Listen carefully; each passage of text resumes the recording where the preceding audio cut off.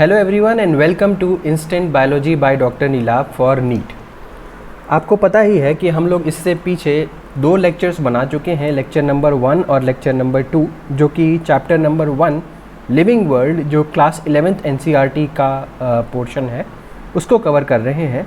Lecture number 1 और lecture number 2 में हम लोग ऑलरेडी कुछ कैरेक्टरिस्टिक फीचर्स पढ़ रहे हैं जो कि लिविंग ऑर्गेनिजम्स के लिए इम्पॉर्टेंट हैं, उसके बारे में हम लोग डिस्कशन अपना कर रहे थे।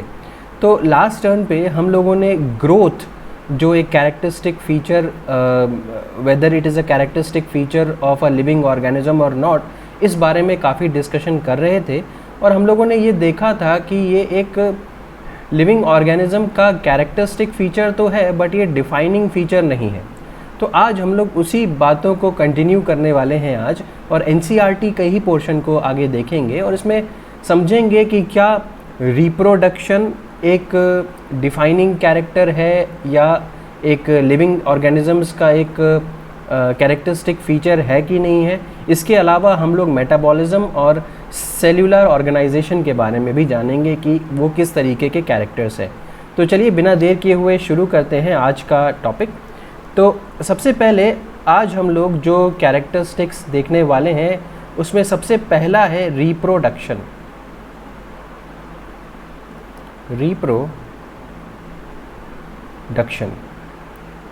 ठीक है। अब रिप्रोडक्शन, अगर आपने ग्रोथ के बारे में, ग्रोथ वाला जो लेक्चर मैंने बनाया था, अगर आपने उसको पढ़ा होगा तो उसमें मैंने ये समझाया हुआ है कि ग्रोथ और रिप्रोडक्शन में काफ़ी ज़्यादा सिमिलैरिटी हो जाती है जब हम एक यूनिसेलुलर ऑर्गेनिज्म की बात कर रहे होते हैं। लेकिन मल्टी सेलुलर ऑर्गेनिज्म में ये दोनों टर्म्स जो हैं वो एक्सक्लूसिव हैं, इंक्लूसिव नहीं है। That means they are non related when we are talking about multi cellular organisms. तो चलिए हम लोग रिप्रोडक्शन के बारे में दोनों सेंस में बात करते हैं, एक मल्टी सेलुलर ऑर्गेनिज्म के टर्म्स में भी बात करते हैं और एक यूनिसेलुलर ऑर्गेनिजम्स के टर्म में भी बात करेंगे। लेकिन यूनिसेलुलर के बारे में हम लोग काफ़ी कुछ पहले डिस्कस कर चुके हैं। तो शुरू करते हैं मल्टी सेलुलर ऑर्गेनिज्म के केस में। तो पहला केस जो हम लोग देख रहे हैं वो है मल्टी सेल्यूलर ऑर्गेनिज्म के केस में। दैट मीन्स रिप्रोडक्शन हम मल्टी सेलुलर ऑर्गेनिज्म के केस में किस तरीके से डिफाइन कर सकते हैं। तो रिप्रोडक्शन डिफाइन करना बहुत इजी है। इसमें हम क्या कह सकते हैं, it is a production of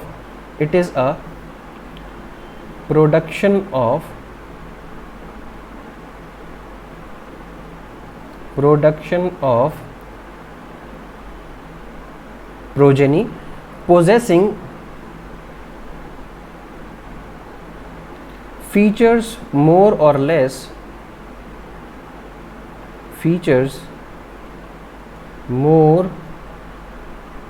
less similar to those of parents, similar to those of parents. तो इसको समझने के लिए एक एग्जाम्पल ले लेते हैं, जैसे कि ह्यूमन बींग्स का ही एग्जाम्पल लीजिए। Example human beings. अब ह्यूमन बींग्स का एक एग्जाम्पल लीजिए। अगर मान लीजिए ये फादर है आपके और ये मदर है, जब सेक्सुअल रिप्रोडक्शन होता है तो ये एक ऑर्गेनिज्म बन जाता है। ठीक है, दिस इज एन ऑर्गेनिज्म। ये एक जाइगोट बन गया है। पहले तो ये जाइगोट बनेगा और उसके बाद ये एक बड़ा लंबा चौड़ा ऑर्गेनिज्म बना लेगा। राइट, ऑर्गेनिज्म मतलब इस तरीके का कुछ होगा। सपोज करिए ये आप हैं। अब मल्टी सेलुलर ऑर्गेनिज्म में रिप्रोडक्शन का मतलब क्या है, एक प्रोजेनी का बनना। तो ये क्या है, दिस इज द प्रोजेनी। आप क्या हैं, प्रोजेनी है। This is the progeny. और इस प्रोजेनी की खास बात क्या होगी, it will be having features more और less similar to those of parents. मतलब ये जो आप हैं यहाँ पे, ये जो प्रोजेनी है, इसके कुछ फीचर्स जो हैं इसके फादर से मिलते होंगे और कुछ फीचर्स जो है वो मदर से मिलते होंगे। ये कहने का मतलब है रिप्रोडक्शन का मतलब क्या हो गया, एक प्रोजेनी का फॉर्मेशन जो कि जिसके अंदर फीचर्स जो है वो पेरेंट्स के काफ़ी ज़्यादा सिमिलर होंगे। अब जैसे कि अगर ह्यूमन बींग्स मेट करें तो ह्यूमन ही प्रोड्यूस होता है, या प्रोजेनी के फॉर्म में ह्यूमन ही प्रोड्यूस होता है। अगर डॉग्स मेट करें तो जो प्रोजेनी बनेगी वो डॉग्स ही बनेगी। सिमिलरली कैट्स के केस में कैट्स ही बनती है प्रोजेनी। कभी ऐसा नहीं होगा कि डॉग्स मेट करें और वो कैट्स को प्रोड्यूस कर दे, या कैट्स मेट करें तो वो फॉक्स को प्रोड्यूस कर दे, या लायंस मेट करें तो वो ज़ीब्रा को प्रोड्यूस कर दे। ऐसा कभी भी नहीं होगा।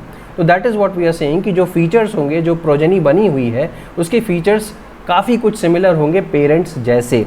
ठीक, यहाँ तक की बात समझ में आ गई। अब रिप्रोडक्शन जो है वो दो प्रकार का हो सकता है। मोटे मोटे तौर पे हम लोग रिप्रोडक्शन को दो प्रकार का समझ सकते हैं। तो रिप्रोडक्शन आपका दो प्रकार का है। तो इसमें दो टाइप्स कौन कौन से हैं? एक तो हो गया आपका सेक्सुअल रिप्रोडक्शन और दूसरा हो गया एसेक्सुअल रिप्रोडक्शन। एक हो गया सेक्सुअल रिप्रोडक्शन और दूसरा हो गया एसेक्सुअल रिप्रोडक्शन। अब सवाल ये उठता है कि इन दोनों के बीच में डिफरेंस क्या है, कैसे डिफरेंशिएट करेंगे सेक्सुअल रिप्रोडक्शन में और एसेक्सुअल रिप्रोडक्शन में? तो बहुत सिंपल है। सेक्सुअल रिप्रोडक्शन की जब भी बात होगी तो आप यहाँ पे जान लीजिए कि यहाँ पे two parents would be involved. Two parents would be involved, यानी कि जब भी एक प्रोजेनी बनने वाली होगी तो इसमें प्रोजेनी बनाने के लिए दो पेरेंट्स की आवश्यकता पड़ती है। किसमें? सेक्सुअल रिप्रोडक्शन में दो पेरेंट्स की आवश्यकता पड़ती है। लेकिन जब मैं एसेक्सुअल रिप्रोडक्शन की बात करूं तो only one parent is involved. केवल और केवल एक ही पेरेंट इन्वॉल्व होगा एसेक्सुअल रिप्रोडक्शन के केस में। सेक्सुअल रिप्रोडक्शन के केस में दो पेरेंट्स की आवश्यकता पड़ेगी। अब सवाल ये उठता है कि क्या कोई एग्जाम्पल्स भी हैं? क्या हम कुछ एग्जाम्पल समझ सकते हैं एसेक्सुअल रिप्रोडक्शन के? बिल्कुल समझ सकते हैं। तो चलिए कुछ एग्जाम्पल्स को सबसे पहले देख लेते हैं। What are the examples? तो अगर मैं एग्जाम्पल समझने की कोशिश करूं तो सबसे पहला जो नाम आ जाता है वो है, यहाँ पे मैं हेडिंग डाल देता हूँ एग्जाम्पल्स की, some examples of asexual reproduction. कुछ एग्जाम्पल्स को देख रहे हैं एसेक्सुअल रिप्रोडक्शन के। तो सबसे पहला जो नाम आता है वो है फंजाई। अब फंजाई के केस में जो रिप्रोडक्शन होता है मेनली वो एसेक्सुअल स्पोर्स के थ्रू होता है। एसेक्सुअल स्पोर्स के थ्रू होता है। इसके बारे में डिटेल में हम लोग आगे बात करेंगे। जब हम लोग फंजाई के बारे में पढ़ रहे होंगे तब इसके बारे में हम डिटेल में बात करेंगे। बट फिलहाल के लिए आप इतना समझिए कि फंजाई क्या होता है, एसेक्सुअल रिप्रोडक्शन किस तरीके से करता है, कुछ स्पोर्स के ज़रिए करता है। ये स्पोर्स जहाँ भी जाकर के गिरते हैं वहाँ पे जाकर के एक नया फंजाई बन जाता है। तो इसका एक डायग्राम भी है मेरे पास। डायग्राम से आप और बेहतर ढंग से समझ सकते हैं। तो ये देखिए, let me just take this diagram to that position only. वहीं पे लेके चलते हैं। जस्ट अ मिनट, एक मिनट। यस, तो ये देखिए आपका ये डायग्राम हो गया यहाँ पे। अब आप एसेक्सुअल स्पोर्स देख सकते हो यहाँ पे कि स्पोर फॉर्मेशन के थ्रू किस तरीके से रिप्रोडक्शन हो सकता है। थोड़ा सा बड़ा कर देता हूँ इस इमेज को। यहाँ पे देखिए, ये देखिए, तो ये एक फंजाई था। ये इसका हाइफा वाला पोर्शन है। बाकी आप ये चीज़ें समझने की ज़रूरत नहीं है। ये स्पोरेंजियम है, जिसके अंदर, जिस रीजन के अंदर स्पोर्स मौजूद होते हैं उसको आप स्पोरेंजियम कहते हैं। तो यहाँ पे आप देख पा रहे हो स्पोरेंजियम, इस रीजन के अंदर यहाँ पे स्पोर्स मौजूद होंगे। अब जब स्पोरेंजियम का पोर्शन हटता है तो ये स्पोर्स मौजूद हैं, ये दिखने लगते हैं। अब ये स्पोर्स जहाँ भी जाकर के गिरेंगे वहाँ पे एक नया फंजाई प्रोड्यूस कर देंगे। तो this is the diagrammatic representation of fungi reproducing through asexual spores. तो ये समझ में आया होगा। अब दूसरे पॉइंट की तरफ अगर हम लोग बढ़ें, दूसरे एग्जाम्पल की तरफ बढ़ें, तो दूसरा एग्जाम्पल हमारा है यीस्ट एंड हाइड्रा। तो ये जो एग्जाम्पल्स हैं ये सारे के सारे मैं एनसीईआरटी से ही बता रहा हूँ आपको, ताकि बाद में आपको कोई भी रिवाइज करते समय दिक्कत ना हो। तो यीस्ट एंड हाइड्रा जो है ये किसके थ्रू रिप्रोडक्शन करते हैं? बडिंग के थ्रू। बडिंग के थ्रू। क्या इसका कोई डायग्राम है? बिल्कुल डायग्राम है। तो उसके थ्रू भी मैं समझाता हूँ आपको। तो यहाँ पे ये देखिए, इसको भी हम लोग वहीं पे लेकर के चलते हैं। ये देखिए, राइट। अब ये देखिए एक यीस्ट सेल यहाँ पे दिखाया जा रहा है, और यीस्ट सेल के केस में क्या हो रहा है, यहाँ पे आप एक बड बनती हुई देख रहे हो। ये देखो, ये एक बड बनती हुई देख रहे हो। अब ये इसकी वजह से क्या हो रहा है, ये चेन ऑफ बर्ड्स यहाँ पे बनती जा रही हैं और सूनर और लेटर यहाँ से ये डिटैच हो जाएंगी और फिर ये अलग अलग टाइप से अलग अलग जगह पे जा कर के मौजूद हो जाएंगी। ये एक अलग अलग यीस्ट सेल प्रोड्यूस कर लेंगी। तो यहाँ पे आप देख पा रहे हो सिर्फ और सिर्फ एक ही यीस्ट सेल से इतनी सारी बर्ड्स बन रही हैं, यानी कि यहाँ पे सिर्फ वन पेरेंट इन्वॉल्व है, सिर्फ एक ही यीस्ट तो इन्वॉल्व है, वन पेरेंट, एक ही पेरेंट इन्वॉल्व है। तो यहाँ पे बडिंग के ज़रिए क्या हो गया, आपका एसेक्सुअल रिप्रोडक्शन आपको देखने को मिला। किसके केस में, यीस्ट और हाइड्रा के केस में। तो आपने हाइड्रा भी देख रखा होगा एग्जाम्पल के फॉर्म में, मैंने आपको यीस्ट के थ्रू ये समझाने की कोशिश की। उम्मीद है ये समझ में आया होगा। चलिए अगले एग्जाम्पल की तरफ हम लोग आगे बढ़ते हैं। तो यीस्ट या हाइड्रा हो गया। सी एग्जाम्पल की तरफ बढ़ते हैं और वो है प्लेनेरिया। प्लेनेरिया किस तरीके से रिप्रोड्यूस करता है, ये बाय ट्रू रीजनरेशन के थ्रू, ट्रू रीजनरेशन के थ्रू रिप्रोड्यूस करता है। अब आप पूछेंगे ये ट्रू रीजनरेशन क्या होता है। प्लेनेरिया को अगर आप किसी भी जगह से काट दीजिए तो उसका हर पोर्शन एक नया प्लेनेरिया बना सकता है। प्लेनेरिया क्या है, एक तरीके का ऑर्गेनिज्म है, इसके बारे में भी हम लोग डिटेल में आगे बात करेंगे। बट फिलहाल के लिए आप यहाँ पे एक डायग्रामेटिक रिप्रेजेंटेशन देखिए जिसके थ्रू आपको ये अच्छे से समझ में आ सकता है। ठीक, तो जस्ट अ मिनट,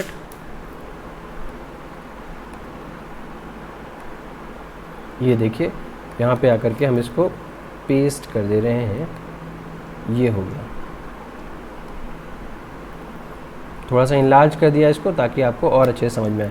आप देख सकते हो यहाँ पे प्लेनेरिया को, ये एक प्लेनेरिया का ये प्लेनेरिया है, इस तरीके से नज़र आता है। ठीक है, अब इसमें से देखिए अगर आप कि यहाँ पे हम लोग प्लेनेरिया को ऐसे इधर से काट दिया और इधर से काट दिया। अब इसके तीन पोर्शंस हो गए, एक ये, एक ये, एक ये। अब ये देखिए ये वाले पोर्शन ने भी अपने आप को रीजनरेट कर दिया, ये वाले पोर्शन ने भी अपने आप को रीजनरेट कर दिया। तो कुल मिलाकर के एक नया प्लेनेरिया, दो नए प्लेनेरिया यहाँ पे बन गए। ठीक है, अब आप सोच रहे होंगे कि ये वाला रीजन ने प्लेनेरिया नया क्यों नहीं बनाया, उसके पीछे ये इधर से बनाया गया है। ये देखिए, तो दो इधर यहाँ पे दिखा दिए गए हैं, ये एक इधर दिखा दिया गया। दैट मीन्स हर एक पोर्शन प्लेनेरिया का एक नया, अगर आप उसको कट कर रहे हो प्लेनेरिया को, तो हर एक पोर्शन जो है वो एक नया प्लेनेरिया को जन्म दे देता है। इस प्रोसेस को आप क्या बोलते हो, ट्रू रीजनरेशन। अगेन ये कई बार एग्जाम में आ चुका है। यहाँ से यीस्ट और हाइड्रा किस तरीके से रिप्रोड्यूस करते हैं बडिंग के थ्रू, ये भी एग्जाम में आ चुका है। फंजाई के रिप्रोडक्शन किस तरीके से होते हैं, तो ये एसेक्सुअल स्पोर्स के थ्रू होते हैं। तो ये सारे के सारे पॉइंट्स जो हैं वो NCERT में मेंशन्ड है और ये डायरेक्टली आपके एग्जाम में पूछे जाते हैं। ठीक, तो ये सी पॉइंट भी हम लोगों ने देख लिया। अब आइए डी पॉइंट की तरफ बात करते हैं। जी, तो डी में क्या है, fungi, filamentous algae and protonema of mosses. Fungi,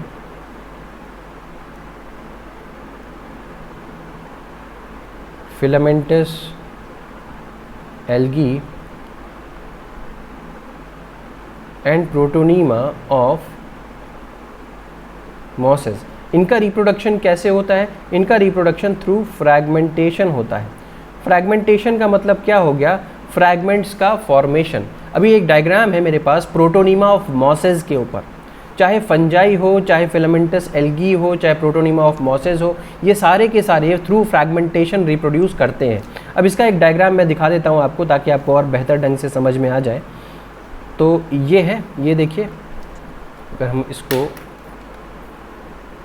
just a minute,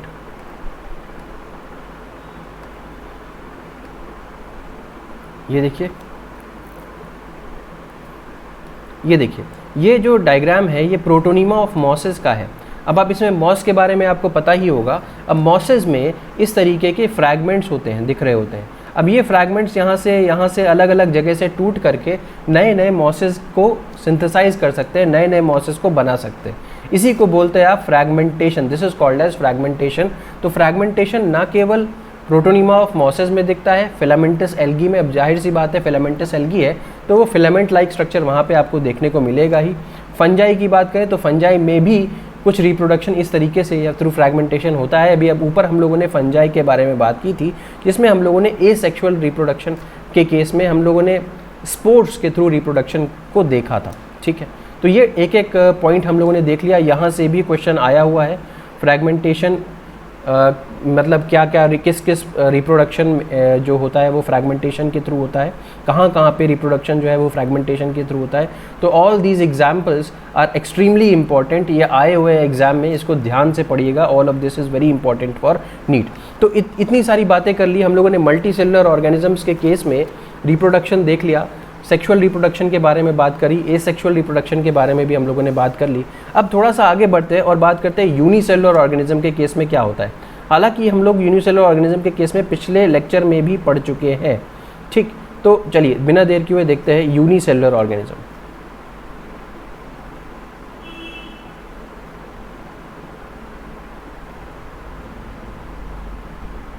तो अगर आपको याद होगा तो यूनिसेलुलर ऑर्गेनिज्म के केस में मैंने आपको बताया था कि ग्रोथ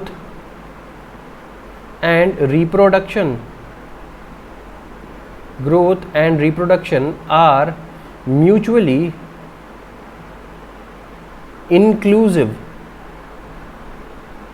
ठीक है। क्यों मैंने ऐसे बोला था? क्योंकि अगर ये यूनिसेलुलर ऑर्गेनिज्म है, अगर ये ग्रो करेगा या रिप्रोड्यूस करेगा तो ये एक ही चीज़ तो हो रही है, रिप्रोडक्शन भी इसी को कहोगे। और ग्रोथ इस केस में क्या होगा? ग्रोथ तभी तो होगा, ग्रोथ में ट्विन कैरेक्टर्स थे ना, जिसका मतलब था कि या तो उसका नंबर बढ़ जाए उस ऑर्गेनिज्म का, या फिर उसका वेट बढ़ जाए, मास बढ़ जाए, ठीक है। तो अब यहाँ यूनिसेलुलर ऑर्गेनिज्म के केस में क्या हो जा रहा है, नंबर बढ़ने को भी हम रिप्रोडक्शन ही कह रहे हैं और ग्रोथ ही कह रहे हैं। और ये मतलब कहने का मतलब रिप्रोडक्शन और ग्रोथ दोनों यहाँ पे एक ही चीज़ हो जा रही है। रिप्रोडक्शन भी सेल के नंबर को बढ़ने को कह रहे हैं और ग्रोथ भी सेल के नंबर के बढ़ने को ही कह रहे हैं। That is why we are considering it as mutually inclusive. बात समझ में आ गई? अब इतनी चीज़ समझ में आई। अब ये तो आपको समझ में आ गया कि जो लिविंग ऑर्गेनिजम्स हैं वो रिप्रोड्यूस करते हैं, इजंट इट? ये तो आपने देखा, चाहे वो यूनिसेलुलर हो चाहे वो मल्टी सेलुलर हो, आपने ये देखा कि लिविंग ऑर्गेनिजम्स जो हैं वो रिप्रोड्यूस करते हैं। बट अगर मैं आपसे पूछूं कि क्या हम कह सकते हैं दावे के साथ कि सारे के सारे जितने भी लिविंग ऑर्गेनिजम्स हैं वो सारे के सारे रिप्रोड्यूस करते हैं, क्या हम ये दावे के साथ कह सकते हैं? तो आंसर होगा नो। सारे के सारे लिविंग ऑर्गेनिजम्स रिप्रोड्यूस नहीं करते हैं। ऐसा कैसे कह सकते हैं? ऐसा कैसे कह सकते हैं? अब ज़रा समझने की कोशिश करो बेटा कि अगर आपने म्यूल देखा हो, म्यूल क्या कहते हैं उसको? खच्चर बोलते हैं। यानी कि मेल डंकी और फीमेल हॉर्स की मेटिंग की वजह से क्या बनता है? म्यूल बनता है। तो यहाँ पे मैं लिखता हूँ सर्टेन लिविंग ऑर्गेनिजम्स, यहाँ पे मैं एक एक्सेप्शन पॉइंट बना करके लिख देता हूँ ताकि आपको ये हमेशा याद रहे। Certain living organisms cannot reproduce, ठीक है। अगर रिप्रोड्यूस कर भी रहे हैं तो इनके जो ऑफस्प्रिंग्स होंगे वो वायबल नहीं होंगे। दैट मीन्स जो ऑफस्प्रिंग या प्रोजेनी बना वो जिंदा नहीं रह पाएगा, सरवाइव नहीं कर पाएगा। बात समझ में आई कि नहीं है? तो अगर मैं यहाँ पे एक बात करूँ, ये एक मेल डंकी है और ये एक फीमेल हॉर्स है। अगर इनके बीच में मेटिंग होती है तो ये क्या बन जाता है? म्यूल बन जाता है, जिसको आप खच्चर बोलते हो। क्या बोलते हो? खच्चर बोलते हो। तो इस खच्चर के अंदर डंकी की भी प्रॉपर्टीज़ होती है, हॉर्स की भी प्रॉपर्टीज़ होती है, ठीक है। तो ये अब आप कहोगे सर इन्होंने रिप्रोड्यूस तो कर लिया, लेकिन मैं आपसे ये कहना चाहता हूँ कि ये म्यूल जो है अगर ये किसी और म्यूल के साथ मेटिंग करेगा तो ये रिप्रोड्यूस नहीं कर सकता, कोई भी ऑफस्प्रिंग प्रोड्यूस नहीं होगा। ये क्या है? फर्टाइल नहीं है, दीज आर स्टेराइल, ठीक है। ये स्टेराइल होगा या इसका रिप्रोडक्शन पॉसिबल नहीं होगा, नो रिप्रोडक्शन पॉसिबल।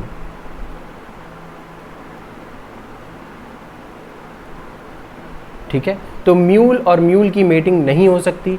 डंकी और मेल डंकी और फीमेल हॉर्स जब मेट करते हैं तो म्यूल बनाते हैं, लेकिन म्यूल और दूसरा mule, male mule female mule आपस में मेट करके एक और म्यूल नहीं बना सकते।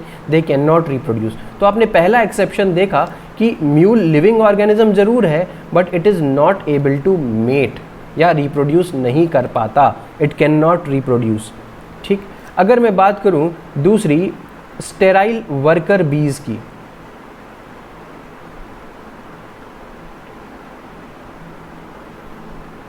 आपको पता होगा कि अगर आपने बीज़ के बारे में, हनी बीज़ के बारे में पढ़ा होगा तो आपको पता होगा कि वहाँ पे एक क्वीन बी होती है और वर्कर बीज़ होती हैं। वर्कर बीज़ जो होती है वो स्टेराइल होती है, दे कैन नॉट रिप्रोड्यूस, वो रिप्रोड्यूस नहीं कर सकती। ठीक है, तो ये भी देखो यहाँ पे वर्कर बीज़ लिविंग है but still they are not able to reproduce, हम इसको क्या बोल रहे हैं, स्टेराइल वर्कर बीज़। उम्मीद है कि ये समझ में आया होगा। तो ये एक और एग्जाम्पल हो गया जब हम देख रहे हैं कि living organism is not able to reproduce. अगर हम बात करें कि ह्यूमन बींग्स के केस में, तो ह्यूमन बींग्स के केस में भी कुछ ऐसे कपल्स होते हैं जो इनफर्टाइल होते हैं, infertile human couples, infertile human couples. तो आपको ये बात पता होगी कि बहुत सारे कपल्स जो हैं उनको बेबी नहीं हो पाता और कुछ ना कुछ प्रॉब्लम रहती है। तो बहुत सारे आजकल हेल्थ सेंटर्स इस तरीके से खुले हुए हैं और इन विट्रो फर्टिलाइजेशन का कॉन्सेप्ट भी आया हुआ है, जिसके थ्रू जो इस तरीके के कपल्स हैं वो भी अब रिप्रोड्यूस कर सकते हैं या वो उनके भी प्रोजेनी हो सकती है। तो इतनी बात समझ में आ गई होगी। तो ये कुछ एग्जाम्पल्स है। कौन कौन से एग्जाम्पल्स? एक तो हो गया आपका म्यूल वाला एग्जाम्पल, दूसरा हो गया आपका हनी बी वाला एग्जाम्पल जो स्टेराइल वर्कर हनी बी होती है, और तीसरा हो गया इनफर्टाइल ह्यूमन कपल्स के बारे में। तो ये सारे के सारे एक्सेप्शंस हो जाते हैं किसके? आपके रिप्रोडक्शन के। ठीक, इतनी बात समझ में आई। अब अगर अपन आगे बढ़े तो ज़रा देखो कि लिविंग ऑर्गेनिजम्स रिप्रोड्यूस तो कर रहे हैं बट सारे के सारे क्या लिविंग ऑर्गेनिजम्स रिप्रोड्यूस कर रहे हैं? नहीं कर रहे हैं। क्या नॉन लिविंग ऑर्गेनिजम्स रिप्रोड्यूस कर सकते हैं? नॉन लिविंग थिंग्स रिप्रोड्यूस कर सकती है? नहीं कर सकती। बात समझ में आई। तो ये बात सही है कि non living things, non living objects या थिंग्स कह लीजिए, can not reproduce, can not reproduce. ये बात आपकी बिल्कुल सही है। लेकिन इसके बाद भी क्या हम लोग रिप्रोडक्शन को एक डिफाइनिंग कैरेक्टरिस्टिक कह सकते हैं लिविंग ऑर्गेनिज्म का? क्या सभी लिविंग ऑर्गेनिज्म के अंदर रिप्रोडक्शन होता है? नहीं होता। अभी ऊपर हम लोगों ने एक्सेप्शंस देखे थे। हालांकि नॉन लिविंग ऑब्जेक्ट्स रिप्रोड्यूस नहीं कर सकते हैं बट सारे के सारे लिविंग ऑर्गेनिजम्स भी रिप्रोड्यूस नहीं कर सकते हैं। इसी वजह से रिप्रोडक्शन is a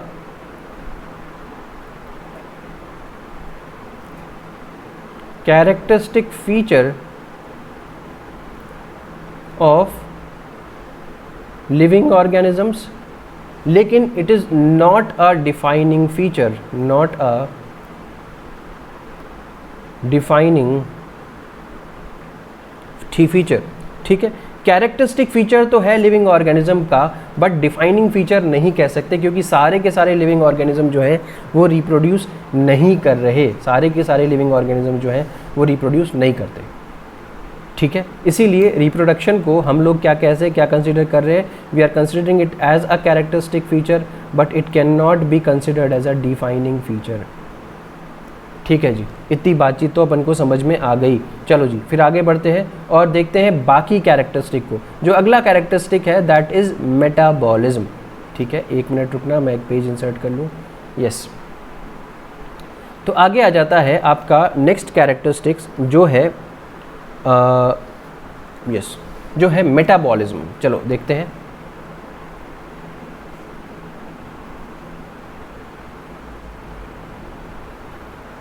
तो मेटाबॉलिज्म को समझने से पहले सबसे पहले तो मेटाबॉलिज्म की डेफिनेशन समझ लो। Sum total of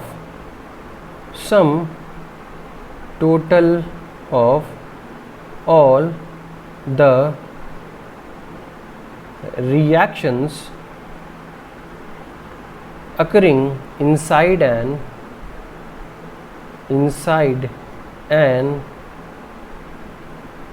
organism is called as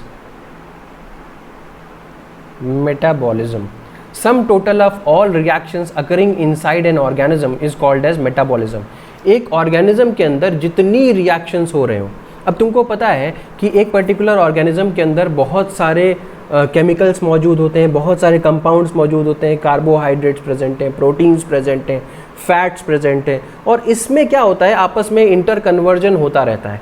ठीक है, जितने भी केमिकल्स प्रेजेंट हैं ह्यूमन बॉडी के अंदर या किसी भी बॉडी और एनिमल के अंदर, उसके अंदर इंटर कन्वर्जन होता रहता है। और इस इंटर कन्वर्जन को कराने के लिए आपको एनर्जी भी चाहिए होती है। एक चीज़ से दूसरे चीज़ के के अंदर कन्वर्जन हो रहा है, इसके लिए एनर्जी भी चाहिए, और इसी कन्वर्जन को, इसी इंटर कन्वर्जन को क्या बोल रहे हो आप? मेटाबॉलिज्म बोल रहे हो। ठीक है, तो कहने का मतलब जितने भी केमिकल रिएक्शंस हो रहे हैं आपकी बॉडी के अंदर, दोज कंप्राइज ऑफ मेटाबॉलिज्म, उसी को आप मेटाबॉलिज्म कहते हो। अब मेटाबॉलिज्म को दो मोटे मोटे फॉर्म में अपन तोड़ सकते हैं। मेटाबॉलिज्म को मोटे मोटे तौर पे अपन दो पार्ट में तोड़ सकते हैं। मेटाबॉलिज्म का जो पहला पार्ट है that is called as anabolism, और दूसरा जो है इसको आप बोलते हो कैटाबॉलिज्म। तो एनाबॉलिज्म भी हो गया और क्या हो गया? कैटाबॉलिज्म हो गया। ठीक है, इतना समझ में आ गया। अब एनाबॉलिज्म क्या होता है? एनाबॉलिज्म और कैटाबॉलिज्म में क्या अंतर है? एनाबॉलिज्म में समझ लो कि जब छोटी छोटी चीज़ें जोड़ करके एक हम बहुत बड़ी सी चीज़ बना सकें, इसी को बोलते हैं एनाबॉलिज्म। ठीक है, इसी को एनाबॉलिज्म बोलते हैं। अब कहोगे कि नहीं सर समझ में नहीं आया, थोड़ा सा और बेहतर ढंग से समझाइए। तो एग्जाम्पल के तौर पे अगर मैं तुम्हें समझाऊं तो तुमको पता होगा फोटोसिंथेसिस के बारे में। अब फोटोसिंथेसिस में क्या होता है कि बहुत छोटे मॉलिक्यूल्स जो कार्बन डाइऑक्साइड के 6 CO2 होते हैं, वो आपस में जुड़ करके क्या बना देते हैं? ग्लूकोज बना देते हैं।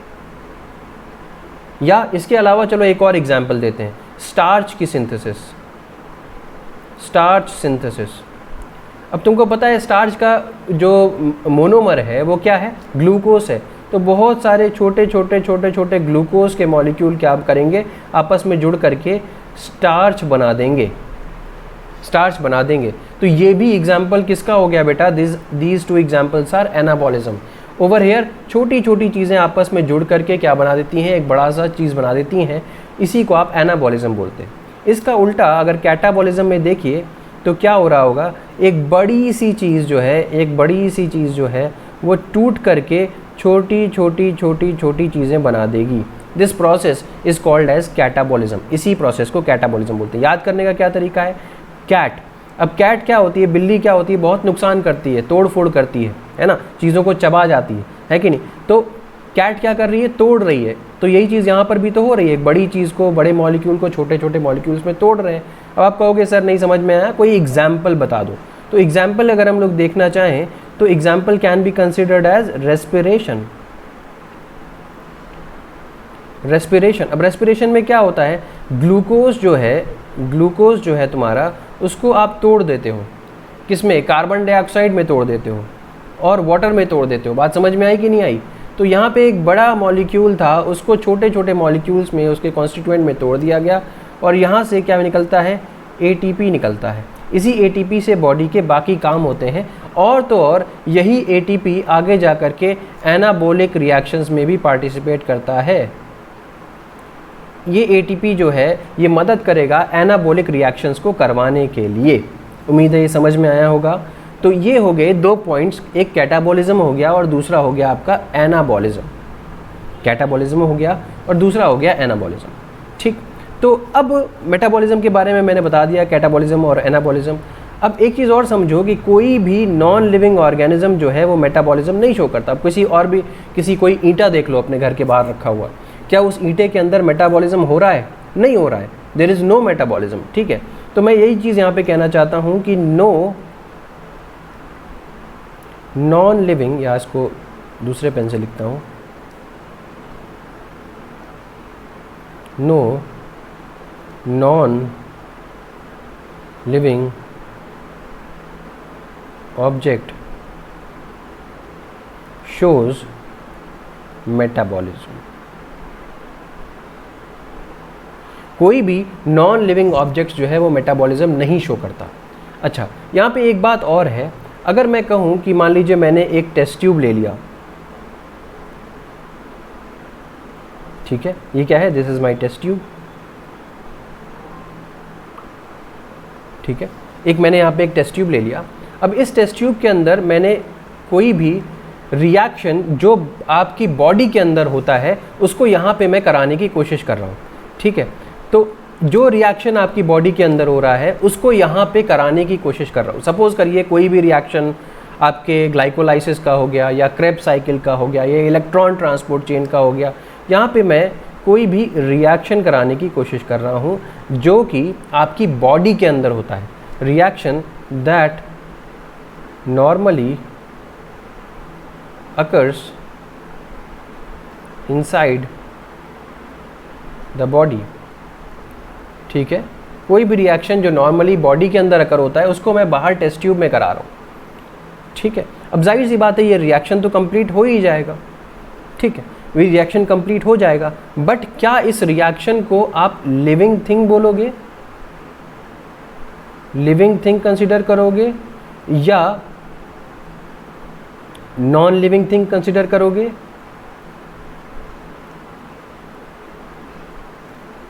या इस रिएक्शन को आप लिविंग रिएक्शन कंसिडर कर सकते हो या नॉन लिविंग रिएक्शन कंसिडर कर सकते हो? सोच करके बताओ भाई। तो हम इसको लिविंग थिंग तो बिल्कुल नहीं कंसिडर कर सकते, तो ये चीज़ तो गलत हो गई। लिविंग थिंग तो है नहीं, ये तो रिएक्शन है, और क्योंकि ये आपकी बॉडी का एक रिएक्शन है इसलिए हम इसको, और ये अपने अंजाम तक भी पहुंच रहा है, अपना पूरा का पूरा जो भी प्रोसेस था वो कंप्लीट कर रहा है, तो इसको हम लिविंग रिएक्शन जरूर कह सकते हैं। ये क्या है? This can be considered as a living reaction. This can be considered as a living reaction. ये एक लिविंग रिएक्शन कंसिडर किया जा सकता है, लिविंग थिंग कंसिडर नहीं किया जा सकता। ये बात समझ में आ गई होगी सभी लोगों को। तो अगर हम ये कह रहे हैं कि जितने भी लिविंग ऑर्गेनिजम्स हैं उन सभी के अंदर मेटाबॉलिज्म होता है और नॉन लिविंग ऑर्गेनिजम्स के अंदर मेटाबॉलिज्म नहीं होता, no non living organism shows metabolism and all living organisms are showing metabolism. यहाँ तक कि जब आप कोई भी लिविंग रिएक्शन आप किसी टेस्ट ट्यूब के अंदर या इन विट्रो कंडीशन के अंदर, ये इन विट्रो कंडीशन कहलाती है बेटा, जब आप आउटसाइड द सेल कोई एक्सपेरिमेंट कर रहे हो तो this condition is called as in vitro condition, और अगर सेल के अंदर कर रहे हो तो that condition will be called as in vivo condition. ठीक, इतनी बात समझ में आ गई? ठीक है, तो ये रिएक्शन जो है वो लिविंग रिएक्शन कंसिडर किया जाएगा। ठीक है, तो अब इसी वजह से हम क्या कहते हैं कि metabolism can be considered as a characteristic feature. Metabolism, इसको मैं metabolism can be considered as a characteristic feature, और तो और इसको हम डिफाइनिंग फीचर भी कह सकते हैं, डिफाइनिंग फीचर भी कह सकते हैं। ये दोनों ही चीज़ मेटाबॉलिज्म के केस में ट्रू है। ठीक है, चलो अब आज के लास्ट टॉपिक के बारे में भी डिस्कस जल्दी से कर लेते हैं और देखते हैं कि क्या है इसमें। तो लास्ट जो है वो है हमारा सेल ऑर्गेनाइजेशन। जो लास्ट कैरेक्टर हमें डील करना है दैट इज सेल ऑर्गेनाइजेशन। अब तुम ये बात सब के सब जानते होगे कि ये एक अगर ऑर्गेनिज्म है, ये एक लिविंग ऑर्गेनिज्म है, तो इसकी बॉडी कैसे बनी हुई है? Body made up of cells. इसकी बॉडी कैसे बनी हुई है भाई? इसकी बॉडी बनी हुई है सेल्स की मदद से। कैसे बनी हुई है? सेल्स की मदद से बनी हुई है। तो चाहे जितना ऑर्गेनिज्म हो, बड़े से बड़ा ऑर्गेनिज्म ले लो, चाहे छोटे से छोटा ऑर्गेनिज्म ले लो, सभी की बॉडी ऑर्गेनाइजेशन जो है वो सेल्यूलर ही तो है। अब ह्यूमन बीइंग ले लो, हम लोग किस चीज़ से बने हुए हैं? सेल से बने हुए हैं। एक बैक्टीरिया ले लो, किससे बना हुआ है? सेल से बना हुआ है। एक प्लांट ले लो, किससे बना हुआ है? सेल से बना हुआ है। तो ये सारे के सारे क्या हैं? These are all cells. तो कहने का मतलब है all living organism have cellular body organisation. All living organisms have cellular body organisation. Cellular body organisation होता है सभी के सभी लिविंग ऑर्गेनिज्म का।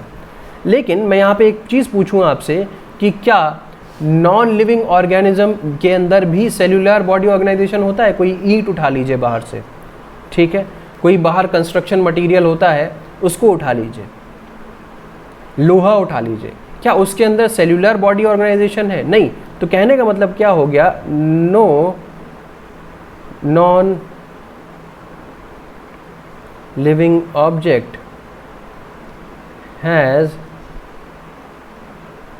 Cellular body organisation.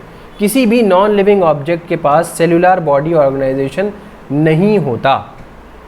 ठीक, ये बात भी समझ में आ गई। तो अब एक क्वेश्चन और होता है, एक पॉइंट और है यहाँ पे, अक्सर एग्जाम में पूछा जाता है वायरस के बारे में। वायरस को हम लोग नॉन लिविंग ही कंसिडर करते हैं, हालांकि इसमें काफ़ी सारी डिबेट है, बट इसको नॉन लिविंग कंसिडर करने का एक रीज़न यही है कि इसके पास नॉन सेल्यूलर बॉडी ऑर्गेनाइजेशन है। मतलब इसके अंदर सेल आप नहीं देखते, सेल्यूलर स्ट्रक्चर नहीं पाया जाता, जैसे कि बैक्टीरिया में पाया जाता है। इसके अंदर कोई भी सेल्यूलर स्ट्रक्चर नहीं पाया जाता। हाँ, इसके अंदर बस एक चीज़ पाई जाती है जो कि है न्यूक्लिक एसिड, डीएनए या आरएनए के फॉर्म में चीज़ें पाई जाएंगी। बाकी इसकी कवरिंग जो है वो प्रोटीन की होती है, सेल्यूलर स्ट्रक्चर जैसा कुछ भी इसके अंदर नहीं पाया जाता। तो क्योंकि सेल्यूलर स्ट्रक्चर नहीं पाया जा रहा है, इसीलिए वायरस को आप नॉन लिविंग कह देते हैं। अब इससे क्या मतलब निकलता है? इससे ये मतलब निकलता है कि चाहे जो भी लिविंग ऑर्गेनिज्म हो, ऑल लिविंग ऑर्गेनिजम्स के अंदर सेलुलर बॉडी ऑर्गेनाइजेशन है और किसी भी नॉन लिविंग के अंदर सेलुलर बॉडी ऑर्गेनाइजेशन नहीं है, तो सेल्यूलर बॉडी या सेलुलर ऑर्गेनाइजेशन लिख देते हैं, बॉडी ऑर्गेनाइजेशन बार बार लिखना नहीं, ठीक है, ठीक है। तो सेल्यूलर ऑर्गेनाइजेशन जो है that is the characteristic feature also, characteristic feature भी है किसका, लिविंग ऑर्गेनिजम्स का, और दूसरी चीज़ ये डिफाइनिंग फीचर भी है, डिफाइनिंग फीचर भी है किसका, लिविंग ऑर्गेनिजम्स का, ऑफ लिविंग ऑर्गेनिजम्स। तो ये भी चीज़ समझ में आ गई होगी, मुझे उम्मीद है कि ये आपको पूरा क्लियर हो गया होगा। तो हम लोगों ने आज 3 कैरेक्टरिस्टिक फीचर्स देखे। एक तो हमारा रिप्रोडक्शन हो गया, एक मेटाबॉलिज्म हो गया और एक सेलुलर ऑर्गेनाइजेशन हो गया। उम्मीद है ये कॉन्सेप्ट समझ में आ गया होगा। अगर आपको समझ में आ गया है, ये वीडियो पसंद आया है, तो इसे लाइक करिएगा, मेरे चैनल को सब्सक्राइब करिएगा और बेल आइकन को दबाना मत भूलिएगा, ठीक है। Thank you so much and have a good day.